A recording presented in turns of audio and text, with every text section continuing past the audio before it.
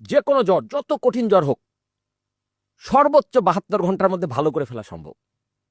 কিভাবে? ওই এক জ্বরের চিকিৎসা সবচেয়ে কঠিন বলছি কেন? বললাম যে জ্বরটা আনআইডেন্টিফাইড, কিন্তু জ্বরের সবচেয়ে সহজ চিকিৎসা আছে জানেন? যে কোনো জ্বর, যত কঠিন জ্বর হোক, সর্বোচ্চ 72 ঘন্টার মধ্যে ভালো করে ফেলা সম্ভব। কিভাবে? ওই একই জল চিকিৎসা। জ্বর আসা মাত্র আপনি আর মুখ দিয়ে কোনো ভারী খাবার খাবেন না। 1 ঘন্টা পর পর লেবু পানি মধু, লেবু পানি মধু, লেবু পানি মধু।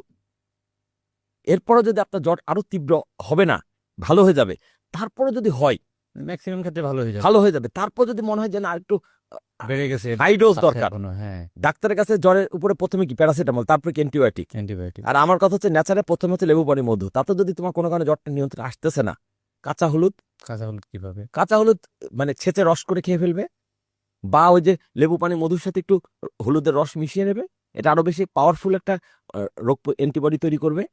তার মানে শরীরের যে জায়গা থেকে যেখানে হোক ওইখানে পৌঁছে যাবে। আপনার অত গবেষণা, জ্বরটা কোথায় জীবাণু ঢুকলো অত গবেষণা দরকার নেই। আবার দেখেন হাদিসে কি এসছে, 1 রাতে জ্বরের বিনিময়ে তোমাকে গুনাহ মাফ করে দেওয়া হবে, দেয়া হতে পারে, রাইট? আছে কিন্তু হাদিসে। হ্যাঁ, তার মানে কি, জ্বর হচ্ছে কি বলা হচ্ছে, দোজকের উত্তাপ, আগুনের উত্তাপ। মানে জ্বর হলে একটা গরম হয়ে যায়, গাটা কষ্ট হয়, এই কষ্টটা বোঝানো হচ্ছে দোজকের উত্তাপ তোমার শরীরে চলে এসছে। এর মাধ্যমে আল্লাহ পাক গুনাহ মাফ করবেন। তাহলে আমাদের জ্বর হলে অন্য অর্থে বললে শুকরিয়া আদায় করা উচিত যে আল্লাহ তুমি জ্বর দিয়ে আমার কিছু গুনাহকে মাফ করে মাফ দিচ্ছ। করে দিচ্ছে। হ্যাঁ, তাহলে জ্বরটা তো উঠতে দিতে হবে, ভালো মতো উঠতে হবে। উঠতে দিতে হবে, তো নাহলে তো আর মাফ হবে না।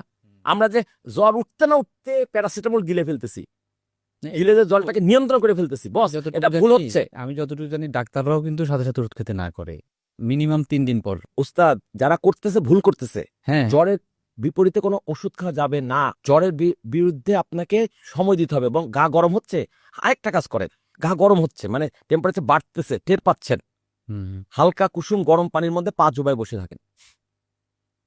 তারপরে গা তো আরো গরম হয়ে যাবে, হোক কিছুক্ষণ পর ঘাম দিয়ে ছুটে যাবে।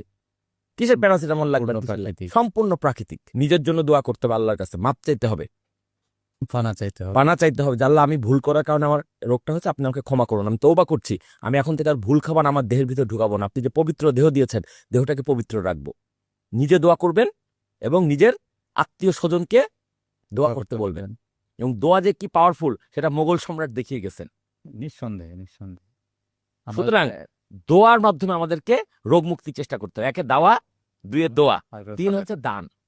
আমরা কিছু হলেই, যার টাকা আছে ফুটানি করতে, আমি থাইল্যান্ডে গিয়ে চিকিৎসা করেছি, সিঙ্গাপুরে গিয়ে চিকিৎসা করেছি, ইংল্যান্ডে আরে বাবা রে, রোগ তোমার দেহের মধ্যে, চিকিৎসা করবে দেহের মধ্যে। এটা সিঙ্গাপুর টাইনে নিয়ে করতেছো কি আর থাইল্যান্ডে টাইনে নিয়ে করতেছো কি?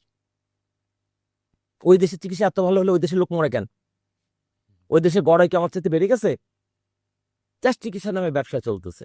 অসুস্থ দেহে ফরম্যাটেই করে ঘুরে ফিরে ঘুরে ফিরে একই। তো তুমি এখানেই থাকো, তুমি ন্যাচারাল খাবার খাও, যেখানে তোমার নারী পথা আছে সেখানকার খাবার খাও। নারী পথা বলতে আমি বোঝাচ্ছি যে আগেকার দিনে বাচ্চা তো হাসপাতালে হতো না, হতো কোথায়? বাড়িতে। বাড়িতে বাড়িতে হওয়ার পর মায়ের পেট থেকে আলাদা করার পর তার নারীটা কেটে দেওয়া হতো, কয়েকদিন এখানে নারী থাকতো, ওটা পুঁতে রাখতো। এটা পুঁতে রাখতো। যেখানে পুঁতে রাখে ওই জায়গায় যে ফল গাছটা যদি থাকে, ওই গাছের ফল ওই ব্যক্তির জন্য মহা ঔষধ। তার মানে নিজে আপনার উচিত আপনার দাদি নানি দাদির কাছে জিজ্ঞেস করা, যদি বেঁচে থাকে, বা মায়ের কাছে, আচ্ছা মা, কারণ আমি আপনি কিন্তু হাসপাতালে হইনি, আমাদের প্রজন্মটা হ্যাঁ, অন্তত। হ্যাঁ। আমরা কোনো দায়ের তত্ত্বাবধানে বাড়িতে দাদি বাড়ি বা নানি বাড়ি হয়েছে, ঠিক আছে? তাহলে আমাদের নারী এখনো খুঁজে পাওয়া, মানে নারী তার খুঁজে পাওয়া যায় না, নারীটা কোন এক জায়গায় পুঁতা হয়েছিল। ওই আশেপাশে যে ফল গাছটা আছে, ওই গাছের যে ফলই হোক, আম হোক, জাম হোক, লিচু হোক, কদবেল হোক, কলা হোক, ওইটা আপনার জন্য মহা ঔষধ। আমি দায়িত্ব নিয়ে কথাটা বলতেছি। কিন্তু এখনকার প্রজন্মের নারী কোথায়? মেডিকেল বর্জ্য হয়ে চলে গেছে, কোথায় গেছে জানে না। আমি এক্স্যাক্টলি এটা না জানলেও আমি এটা জানতাম যে যে যে জায়গায় আমাদের জন্ম, ওই প্রাকৃতিক ভাবে ওই এলাকার যে খাবার দাবার, ওইটা আমার জন্য ঔষধ। ওইটাই ওষুধ এটার সাথে নারী হিসেবে কাজ করে। আরেকটা জিনিস বলি, উদ্ভিদের বর্জ্য মানুষের খাবার, মানুষের বর্জ্য উদ্ভিদের খাবারের খাবার।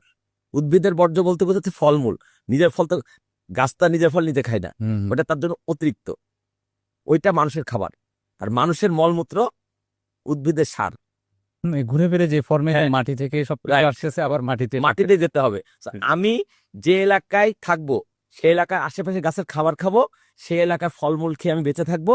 আবার আমার মলমূত্র ওই এলাকার মাটিতে মিশে যাবে, মিশে গিয়ে ওখানে মাটিকে আরো বেশি কি করবে, তাজা করবে, চাঙ্গা করবে হুম। ন্যাচারালি। অথচ আজকাল আমরা নগরায়নের নামে